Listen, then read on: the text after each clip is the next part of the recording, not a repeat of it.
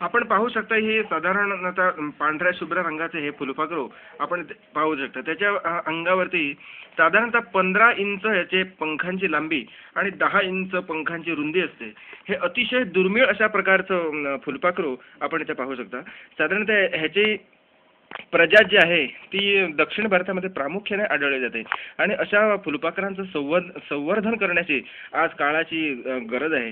आणि आपण इथे पाहू शकता की त्याचे तोंडाजवळील भागात साधारणतः शमीच्या आकाराचे लहान अशा प्रकारची पानं जी शमीची असतात तशा प्रकारचे त्याचे इथे अवयव आपणास आढळून येतो. आणि त्याच्या पंखावरती गडद तांबड्या रंगाची अशी एक बॉर्डर दोन्ही पंखामध्ये आणि प्रत्येकी पंखावरती दोन असे काळे आणि धुसर अशा प्रकारचे दोन ठिपके आपण पाहू.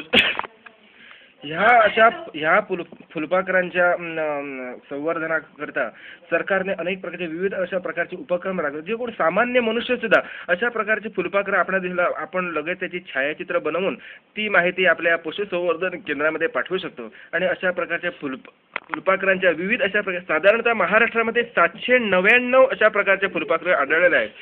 संपूर्ण भारत देशाचा विचार जर केला तर 1277 इतक्या प्रकारचे फुलपाखरांच्या प्रजाती केवळ एकट्या भारतामध्ये आपण पाहू शकतो.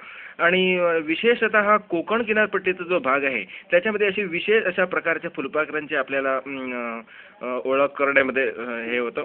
फुलपाखरांचा जर विचार जर केला तर साधारणतः जास्तीत जास्त मोठं फुलपाखरू 20 इंच लांबीचं फुलपाखरू असतं.